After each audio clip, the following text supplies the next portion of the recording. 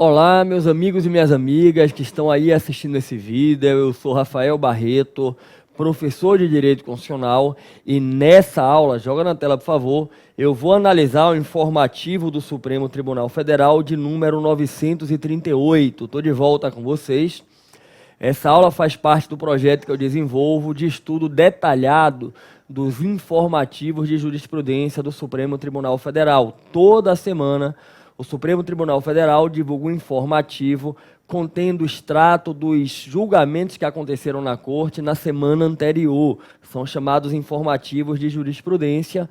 E aí eu, com o projeto, eu trago detalhadamente aquilo que a gente tem que ter atenção nos julgados. E preste atenção, se você ainda não participa do projeto, está chegando agora, saiba que existe uma aula disponibilizada para cada um dos informativos de 2019 que antecedem ao 938 e tem também uma retrospectiva com os mais importantes julgamentos de 2018 e outra com os mais importantes julgamentos de 2017. Não deixe de acompanhar. O que é que você vai fazer?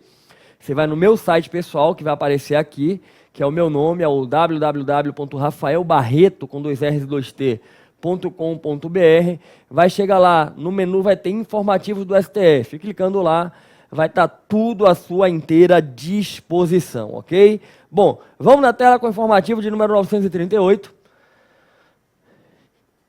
e primeiro julgamento vai nos levar a uma questão em torno de processo legislativo, controle de constitucionalidade, está aqui, investimento de percentuais mínimos de impostos em serviços de saúde. O plenário, por maioria, julgou procedente pedido formulado em ação direta para declarar a inconstitucionalidade do artigo 11 da Lei Complementar número tal, do artigo 155 da Constituição do Estado de Santa Catarina, na redação dada pela Emenda Constitucional Estadual, e do caput inciso tal do ato das disposições constitucionais transitórias estadual, também com redação conferida pela Emenda Constitucional Estadual. A lei complementar número tal determina que os entes federados observem o disposto nas respectivas constituições ou leis orgânicas, sempre que os percentuais nela estabelecidos forem superiores aos fixados no diploma federal para a aplicação em ações e serviços públicos de saúde. E os dispositivos constitucionais estaduais estabelecem percentuais mínimos de arrecadação de impostos a serem investido nas referidas ações e serviço. O ministro Luiz Fux, relator, entendeu o presente vício formal e material e foi acompanhado integralmente, pelos ministros Alexandre de Moraes e Ricardo Lewandowski. Estou de volta com vocês. Antes de eu avançar nas nuances em torno do caso, eu quero destacar que saúde é uma das matérias constitucionais de maior relevância, Eu costumo dizer para os alunos que saúde e educação têm uma relevância tão grande no sistema constitucional que a Constituição estabelece vinculação orçamentária, obrigando que haja um investimento em percentuais mínimos e, mais do que isso, autoriza a intervenção na hipótese de não investir o percentual mínimo estabelecido. Quando a gente vai na Constituição Federal, tem lá a previsão de que a União pode intervir no Estado ou no DF, que deixar de aplicar os percentuais mínimos em saúde e educação, e que na mesma esteira o Estado pode intervir no município, que deixar de investir o percentual mínimo constitucionalmente estabelecido para a saúde e educação. Então, dentro do sistema constitucional, saúde e educação realmente tem uma atenção, uma importância a mais, por assim dizer. E o que é que nós tivemos aqui na legislação?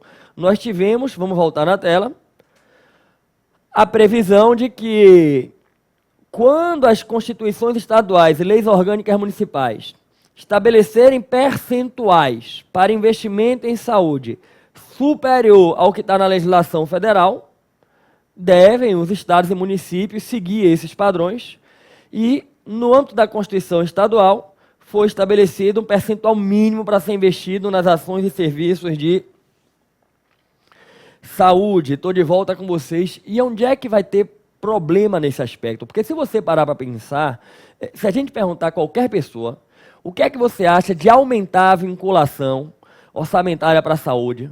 O que é que você acha de colocar na Constituição do Estado que agora pelo menos 30% do orçamento tem que ser investido na área de saúde? Eu imagino que de uma maneira geral, toda e qualquer pessoa vai responder que isso é maravilhoso. Professor, é excelente. Aliás, tinha que colocar logo no orçamento que 50% é com saúde e educação. 50% do orçamento fica vinculado à saúde e educação. Só que é preciso lembrar que o Estado tem uma série de obrigações, porque se a gente deixar, as pessoas vão dizendo, 50% para saúde e educação, mais 30% para segurança, e quando você vê, já tem 200% de vinculação orçamentária. Vinculação orçamentária, entenda, é algo que diminui o espaço decisório do agente político. E ele foi eleito para exatamente gerir de acordo com um plano de governo que ele implementa. Por exemplo, quanto é que eu vou investir em cultura? Quanto é que eu vou investir em esporte? Quanto é que eu vou investir aqui em, de repente, melhoria do serviço de transporte? Todas essas são decisões políticas que devem ser tomadas e que, claro, vão implicar o quê? Investimento público. Ele tem que, dentro da moldura maior do orçamento, decidir se ele vai investir 2, 3 ou 10% em cultura. 2, 3 ou 10% em esporte. Essa é uma decisão política. Quando você faz vinculação orçamentária, você subtrai do espaço político decisório. O que é algo extremamente relevante. E aí a Constituição estabeleceu para a saúde e a educação, até autoriza, mas em percentuais muito pequenos, que você vincule em matéria de cultura, mas verdadeiramente uma vinculação grande a gente tem com saúde e educação. E presta atenção, quando eu digo, por exemplo, que está vinculado 15%, 20%, não quer dizer que tem que investir necessariamente aquilo não, gente. Aquilo ali é um patamar mínimo. Aquilo ali é o piso. O gestor pode tranquilamente, se ele quiser, investir 30% do seu orçamento em saúde, 40% em educação. O que a Constituição faz é estabelecer um percentual mínimo. Respeitado o mínimo, tudo que não está vinculado está no espaço decisório. E quando você cria vinculação, você, de certa forma, subtrai o espaço decisório do chefe do Poder Executivo, que é quem faz o quê? A definição orçamentária. E aí existe um aspecto que a gente tem que compreender que é muito importante. O prefeito, o governador, o presidente, eles podem tomar a decisão de, por exemplo, investir 30% em educação, 40% em saúde e colocarem isso no projeto de lei orçamentária para aquele exercício financeiro. Uma coisa é eu estabelecer um percentual de investimento para aquele exercício financeiro, porque eu tomei essa decisão. Outra coisa é eu vincular em definitivo na Constituição Estadual. E o mais grave, que é o que vai acontecer aqui nesse caso, é quando isso é feito mediante uma iniciativa do Poder Legislativo. Aí eu estou interferindo na autonomia do Poder Executivo de fazer o planejamento orçamentário. Vamos voltar na tela com o informativo, olhem como tem aqui. A Constituição Federal reserva ao Poder Executivo a iniciativa das leis que estabelecem plano plurianual, diretriz orçamentária e orçamentos anuais, é o artigo 165, o que, em respeito à separação dos poderes, consubstancia uma norma de observância obrigatória pelos demais entes federados. A inserção nos textos constitucionais estaduais dessas matérias, cuja veiculação por lei se submete à iniciativa privativa do chefe do Poder Executivo, subtrai deste último a possibilidade de manifestação. Estou de volta com você, então, para você entender. Se de repente aí no seu estado a Assembleia Legislativa aprovar uma alteração na Constituição Estadual, iniciativa de um grupo de deputados, ampliando a vinculação orçamentária para investimento em saúde, a gente vai aplaudir dizendo que é uma iniciativa maravilhosa, mas vai ser inconstitucional. Porque eu vou estar interferindo, gente, no espaço decisório que é do governador, no espaço decisório que é do prefeito. O que eu devo fazer é pressionar o prefeito para encaminhar no projeto de lei orçamentária daquele ano uma vinculação de receita maior para aquele ano, um investimento maior. E acredite, gente, se fosse possível, certamente todo prefeito gastaria 100% com saúde. Mas não tem como, tem que gastar com saúde, com educação, tem que gastar com cultura, tem que gastar com desporto, tem que gastar com transporte, uma série de serviços que integram o funcionamento da administração pública, né? Que integram aí a estrutura da administração pública. Então, vamos voltar aqui no informativo, olhem só, ainda o destaque aqui, a emenda constitucional estadual, ao fixar percentuais que excedem os previstos na lei, instituiu uma vinculação orçamentária não autorizada pela Carta Magna. Perfeito. O caráter irrestrito da possibilidade de aumento percentual mínimo pelos entes federados atribui às Assembleias Legislativas Estaduais e às Câmaras de Vereadores o poder ilimitado de vincular qualquer recurso distorcendo o processo legislativo orçamentário, que está no artigo 165, estou de volta, perfeito. Aquilo que eu comentava está subtraindo a iniciativa do chefe do Poder Executivo, e aí é um espaço decisório dele de encaminhar a proposta orçamentária, o projeto de lei orçamentário, ok? Então fique muito atento que é inconstitucional a emenda à Constituição Estadual que vincula a receita orçamentária, ainda que seja, gente, para serviço de saúde, quando você está vinculando receita orçamentária, matéria que era de iniciativa aí privativa do chefe do Poder Executivo. Vamos voltar no informativo. Próximo julgamento está em andamento. A gente vai aguardar para aprofundar isso aqui quando o Supremo concluir. Entidade beneficente de assistência social e imunidade. O plenário retomou um julgamento de embargo de declaração oposto pela União contra acórdão que declarou a inconstitucionalidade formal da lei aqui de 8212/91, que estabelece, né, dispositivos de assistência social e dispôs sobre exigência para concessão de imunidade tributária à entidade beneficente de assistência social. Estou de volta com vocês. Aí é uma discussão sobre a constitucionalidade ou não.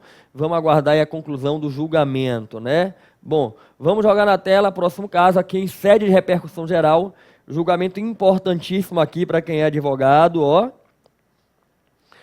É inconstitucional a lei municipal que estabelece impeditivos à submissão de sociedade profissional de advogados ao regime de tributação fixa em bases anuais na forma estabelecida por lei nacional. Estou de volta. A gente não tem dúvida que em diversas provas de concurso vai cair esse julgado. O Supremo declarando a inconstitucionalidade da lei municipal que cria obstáculos para submeter a sociedade de advocacia ao regime de tributação fixa do ISS, né? O que a gente vai ver aqui é uma lei, se eu não estou enganado, foi um município gaúcho, que estabeleceu, né, meio que retirando a sociedade de advocacia do enquadramento do regime de alíquota fixa para a incidência do ISS, e o Supremo dizendo que é inconstitucional porque viola o que está previsto na legislação federal, que traz as regras gerais em matéria de tributação. E aí, com esse entendimento, o Supremo ele indica que a sociedade de advocacia se submete ao regime de tributação fixo para fins do ISS. Isso só pode mudar se houver algum tipo de mudança, gente, ou na legislação federal. E aí vai lembrar que em matéria tributária, competência concorrente, a legislação estadual e municipal não pode contrariar a legislação federal, que tem caráter de normas gerais. Vamos voltar aqui no informativo. O plenário, ao apreciar o tema 918, deu provimento ao recurso extraordinário e declarou a inconstitucionalidade incidental aqui da lei do município de Porto Alegre. No recurso se discutiu a possibilidade de administração tributária municipal, por meio de uma lei, né, da Lei Complementar 773, exigir das sociedades profissionais de advogados que atuam em seu território o ISS fora das hipóteses do Decreto-Lei 406 de 68, né? O tribunal reafirmou a recepção do Decreto-Lei com força de lei complementar, porque a Constituição prevê lei complementar para normas gerais em matéria de tributação, e ressaltou ser necessária a edição de um diploma legal com o mesmo status de lei complementar e de índole nacional para afastar o regime de tributação que está ali definido, no qual se enquadra a sociedade de advocacia. Está aqui.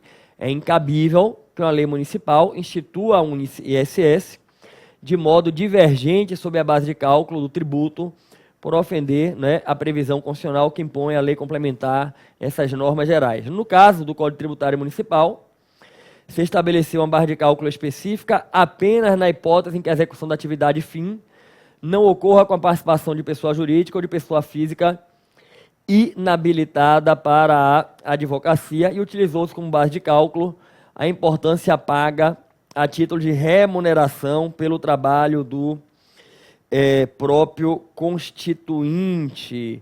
E aí o Supremo, estou de volta com vocês, afastando, dizendo que se enquadra a sociedade de advocacia na previsão da Lei Complementar 7 de 73 e no Decreto 15, cadê aqui o número do decreto mesmo? 406 de 68, e que aí tem que incidir o regime de tributação com alíquota fixa, com valor fixo para a sociedade de advocacia, ok? Certamente isso vai ser muito cobrado em provas, e para quem advoga que está acompanhando, é uma decisão extremamente relevante, porque evita que a sociedade, gente, ela fique submetida a eventuais influxos de decisões políticas em âmbito municipal sobre regime de tributação. Não, tem que seguir o que está ali na lei, na legislação complementar federal, ok? Vamos voltar na tela. O próximo julgamento envolve a Zona Franca de Manaus. Discussão interessante. Há direito ao creditamento do IPI na entrada de insumo, matéria-prima e material de embalagem junto à Zona Franca de Manaus, sob regime de isenção, considerada a previsão de incentivos regionais,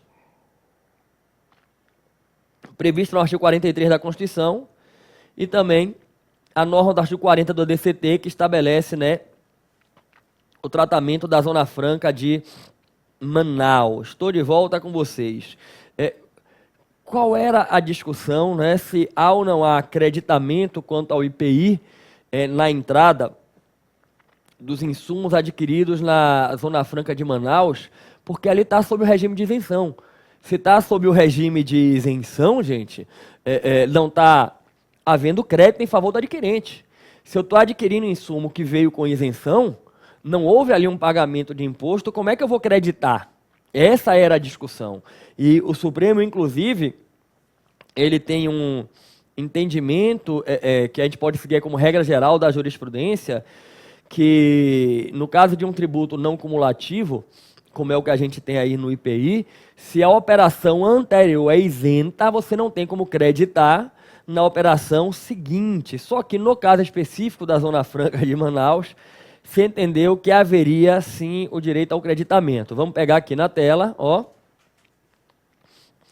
O plenário afirmou que, como regra geral, no caso de tributo não cumulativo, quando a operação anterior é isenta, realmente não existe direito de crédito em favor do adquirente, porque não houve pagamento de imposto.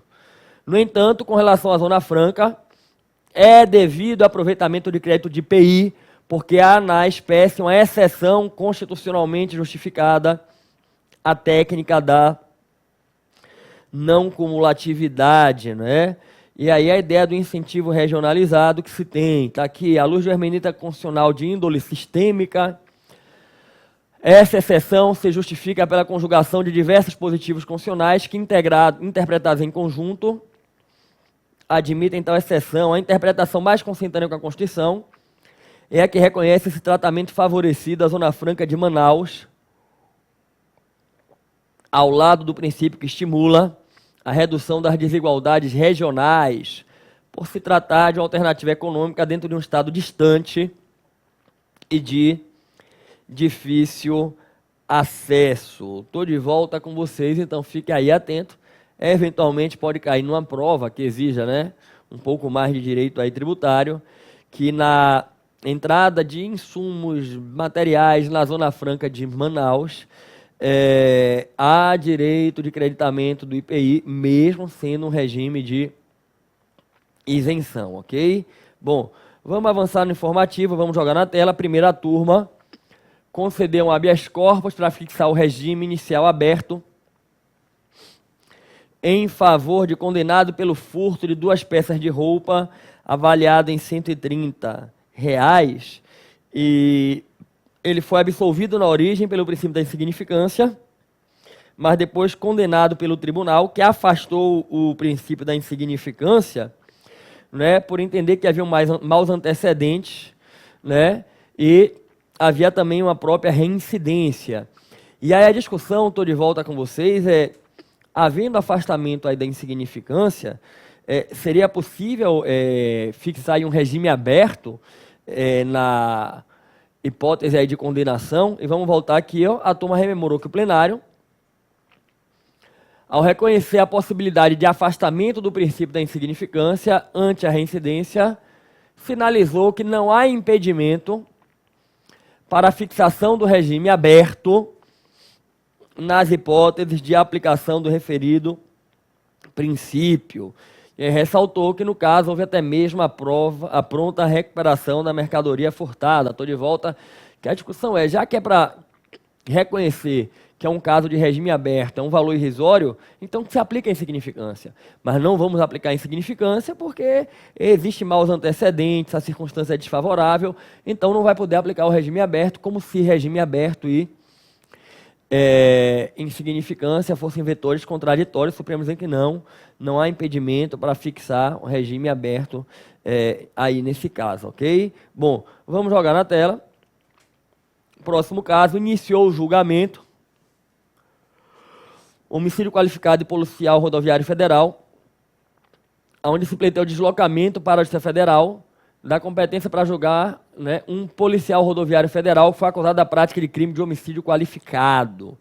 Ele sustenta que foi em efetivo serviço o servidor que se encontra em deslocamento no trajeto de sua residência para o local de trabalho. Eu estou de volta, aí é uma discussão bem interessante, se o deslocamento para o trabalho é ou não é considerado como em efetivo serviço, porque se for um policial federal em serviço quem praticou o crime, ele pede a atração da competência da Justiça Federal. Vamos voltar na tela, aí a turma está em andamento com o caso. Vamos aguardar, né, para ver qual vai ser o entendimento. Segunda turma, reclamação, ato posterior ao paradigma, acordo de colaboração premiada. Na reclamação fundada no descumprimento de uma decisão emanada pelo Supremo Tribunal Federal, o ato alvo de controle deve ser posterior ao paradigma. Essa foi a orientação aí adotada pela turma ao negar provimento ao agravo regimental em reclamação, na qual se apontava desrespeito à autoridade da decisão proferida pelo STF no julgamento da ADI número tal, em que o Supremo reconheceu a possibilidade de celebração de acordo de colaboração premiada por delegado de polícia. Estou de volta para registrar, inclusive, que esse caso é um dos mais importantes de 2018. O Supremo reconheceu que a delação premiada, ou acordo de colaboração premiada, né, ela pode ser celebrada com o delegado de polícia, não apenas exclusivamente com o Ministério Público. Não deixe de assistir a retrospectiva de 2018.